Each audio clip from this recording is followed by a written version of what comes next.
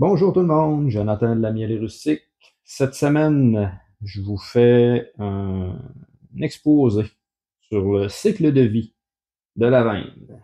La dernière vidéo, c'était les ouvrières. Aujourd'hui, je vais faire la reine. Euh, le début est le même, presque. Tout commence par les ouvrières. Les ouvrières décident de faire des cellules soit de remérage ou des cellules d'essaimage. Je vais revenir plus tard à ça. Les ouvrières vont faire des cellules prêtes à recevoir une reine. Parce qu'une reine est plus grosse qu'une ouvrière.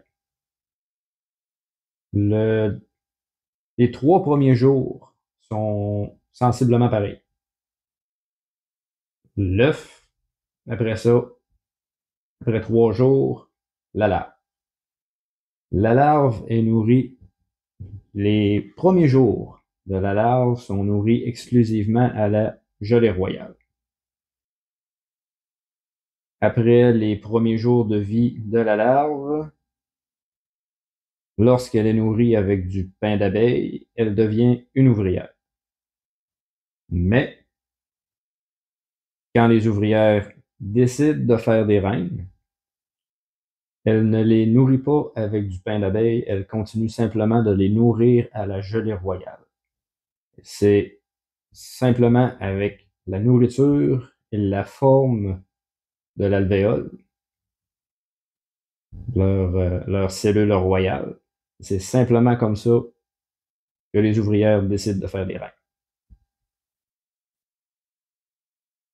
La gestation est plus courte pour faire une reine. Une ouvrière, c'est 21 jours, comme ça. 21 jours. Et puis, une reine, c'est 14. 2 semaines. Dans la vidéo, j'ai des photos que j'ai prises personnellement sur mon cellulaire. Et j'ai pris aussi quelques photos dans mes livres. Je devrais essayer d'en trouver d'autres. Je vais essayer de vous trouver aussi vraiment la morphologie de l'abeille, les organes internes. J'ai une couple de dessins là-dessus. Faudrait que je retrouve mes cartables. La différence entre une cellule d'essaimage et une cellule de remérage. Au départ, quand la colonie décide d'essaimer, les ouvrières vont faire des amorces. Les amorces, ce sont les débuts des cellules royales qui vont se retrouver dans le bas des cadres. Les nouvelles reines vont être sur le bord de l'entrée. C'est toujours comme ça. C'est comme ça qu'on reconnaît quand une colonie se prépare à essaimer, et ils vont faire des amorces. Voir des amorces comme telles, c'est pas, faut pas partir en peur avec ça. C'est normal. Mais quand les ouvrières décident de guider la reine pour qu'elle aille pondre dans les amorces, là, il y a un problème. Là, la colonie a décidé que c'est le temps d'essaimer. Là, c'est plus compliqué à arrêter. Parce que quand elles sont décidées, c'est des femmes, hein? C'est toutes des femelles. Quand elles sont décidées, sont décidées. Je vais me faire rire. Regarde. C'est des farces. Mais la cellule de remérage, elle aussi, ils ont des amorces. Mais les cellules de remérage vont être dans le milieu du corps. Ça aussi, c'est normal. Les ouvrières se préparent toujours au cas où. Qu'est-ce que le remérage? Le remérage, c'est les ouvrières qui se décident à faire une nouvelle reine, sans nécessairement partir en essaimage. Qu'est-ce que l'essaimage? L'essaimage est le moyen de reproduction de la colonie. Parce qu'il faut voir les abeilles, il faut voir ça comme la colonie. La colonie est l'individu. La reine n'est pas l'individu. Les abeilles ne sont pas l'individu, c'est la colonie. C'est la ruche en entier. C'est comment on appelle ça, un super organisme. Tout fonctionne ensemble. Et le moyen de reproduction de la colonie, c'est de faire de nouvelles reines pour donner une nouvelle génération. La vieille reine va arrêter de pondre avant l'essaimage pour perdre de la masse, pour être capable de voler. Et puis, par beau temps, la plupart du temps, c'est à 9h30, 10h le matin, au gros soleil, quand je travaille dans mes ruches, puis qu'il y en a une qui décide de partir, un peu comme ça. C'est impressionnant parce que le son change énormément. Et puis, c'est impressionnant.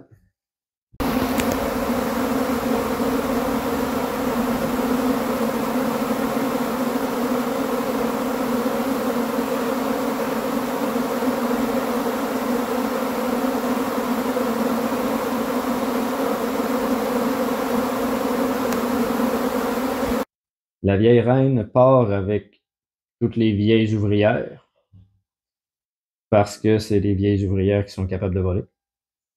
Avant de partir, ils vont se gaver de miel pour être capables de se construire de nouveaux rayons pour faire des ressources aussi. Et puis, dans le fond, il y a à peu près 250 piastres d'abeilles qui décident de s'en aller. C'est c'est un peu un petit pincement au cœur. Des fois, tu n'es pas capable de rattraper ton essaim.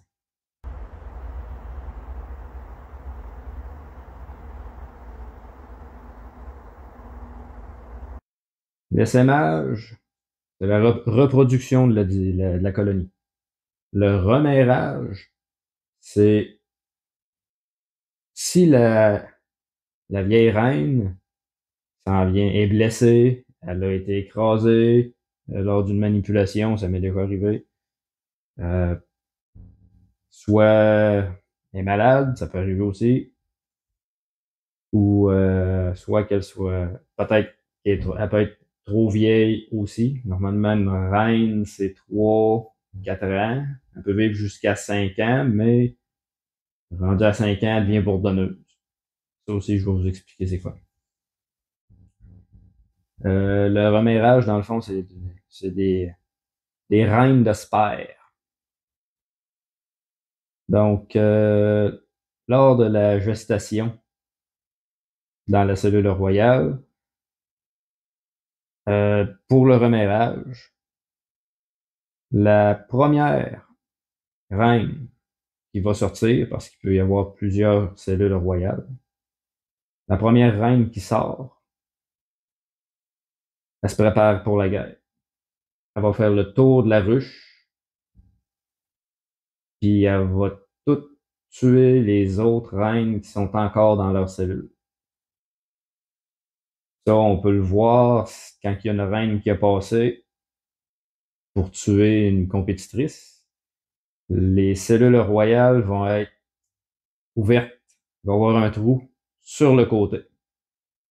Ça veut dire que la nouvelle reine et ses courtisanes ont fait un trou, puis ils l'ont piqué. Ils l'ont tué dans la cellule. S'il y a plus qu'une reine qui sort en même temps, ben, ça va être une petite guerre de gang. Les deux peuvent se blesser, puis ça peut être tannant aussi. Si les deux se blessent, ben là, l'histoire est peut-être à recommencer. Ce qui peut être tannant aussi, c'est quand ils font du remeurage, il n'y a plus de ponte. Donc, si la nouvelle reine est blessée lors d'un combat entre reines, il n'y a pas eu de ponte, pas eu d'œuf, donc ils peuvent pas refaire un autre reine. Ça, c'est des manœuvres qui peuvent être Il y a moyen de sauver la colonie si on le pogne assez vite, mais c'est des choses qui arrivent. Bon. Une fois que la reine est sortie, que toutes les compétitrices sont sorties, vu qu'il n'y a plus de compétition, euh, là, on attend le beau temps. La nouvelle reine va se promener, elle va faire une ménage pour être certaine qu'il y a plus d'autres reines en devenir. Elle va commencer à émettre ses phéromones, puis elle va calmer le restant de la colonie. Et puis, après 4, 5 jours, en journée de beau temps, la reine vierge va sortir, va se faire accoupler, et puis elle va revenir. Quelle est la différence entre une reine vierge et une reine qui est accouplée? Check-moi la silhouette. Ah, c'est pas vrai, c'est des farces. Euh, mais on voit la différence. Encore plus court, les ailes pas placées de la même manière, en tout. Elle est prête, elle a l'air d'une reine de chasse. Tandis que la reine qui est accouplée, euh, les ailes sont sur le long du dos, l'abdomen beaucoup plus allongé, parce que lors de l'accouplement, euh, il peut y avoir plusieurs mâles qui l'accouplent. Et elle peut sortir plus qu'une fois pour se faire accoupler. J'en ai connu des de même. Je rentrerai pas dans les détails. Une fois qu'elle revient à la ruche, les courtisanes la nettoient. Et puis, le gros de son travail commence. Elle va avoir toutes ses réserves dans la spermathèque. Je trouve ce mot-là dégueulasse. Ça a l'air d'un bord de danseur louche. Une fois fécondé, bien fécondé, encore là, tout dépend de la température, de la météo, parce qu'à un moment donné, ben, il faut que ça tombe. Donc, une fois qu'elle a ses réserves, normalement, elle est capable, elle a assez de réserves, ça a bien été accouplé, elle va avoir ses réserves pour toute sa vie. Et puis, elle va se mettre à pondre. La meilleure année de ponte, c'est sa deuxième année. Si c'est une reine du printemps, elle va prendre son beat la première année, mais la meilleure production, tu vas l'avoir l'année d'après. Et dans le gros de la saison, ça peut passer entre 1000 et 2500 œufs par jour. Fait que ça prend de la place. Et puis, tout au long de sa vie, les courtisanes vont la gaver. Et puis, pas mal ça. Elle va pondre. Dans le gros de la saison, c'est environ 7 fois son poids en œufs qu'elle va faire par jour. Et puis, c'est ça. Après quelques années, si la colonie décide pas de se refaire une autre reine, ben, si la reine n'a plus de réserve dans sa spermathèque, elle va devenir bourdonneuse. Une reine bourdonneuse, ça peut être tannant. Parce que, pourquoi qu'on appelle ça une bourdonneuse? Je sais pas si vous vous rappelez dans mon autre vidéo. On va voir s'il y en a qui écoutent. Un œuf fécondé devient une ouvrière ou une reine. Un œuf non fécondé devient un faux bourdon. Donc, si elle n'a plus les réserves, elle ne fait que des faux bourdons. Donc, que des mâles. Et les faux bourdons ne travaillent pas. Il y en a des comme ça aussi, j'en ai connu. Donc, une colonie qui a pas été repérée assez vite lors, lors d'une inspection. Et puis, si on se rend pas compte assez vite qu'il y a trop de bourdons, qu'il n'y a plus assez d'ouvrières, ben c'est très, très, très, très difficile de la ramener parce qu'il n'y a plus d'ouvrières. Même si on essaie de mettre une nouvelle reine, il n'y a plus d'ouvrières pour s'en occuper. Donc, la colonie est pratiquement perdue. C'est pour ça que ça paraît peut-être cruel, mais l'apiculteur se doit de faire un suivi de ses reines et aussi l'apiculteur se doit de changer lui-même ses reines. Comment on s'y prend? Ben, moi, vu que j'ai une plus petite production, je les étire aux 3 ans. Puis au quatrième printemps, je la trouve, je la pince, la, là-dessus. C'est pas à dire, mais c'est ça. C'est pour le bien-être de la colonie. Comme je disais au début, l'entité, c'est la colonie. Oui, la reine est importante, mais la colonie l'est encore plus. C'est pour ça qu'on se doit de pincer notre reine. Puis on le voit aussi dans sa manière de travailler. La ponte, la ponte est plus égale. Elle va pondre moins bien. Puis si on le voit dans les alvéoles qui vont être operculés, quand c'est par spot, puis qu'il y a des trous un peu partout, dans de la mauvaise ponte dans plusieurs trous sur les câbles, là, on voit il est temps de changer la reine parce que c'est temps de changer la reine parce que la colonie va commencer à s'affaiblir. Et ça, on veut pas ça.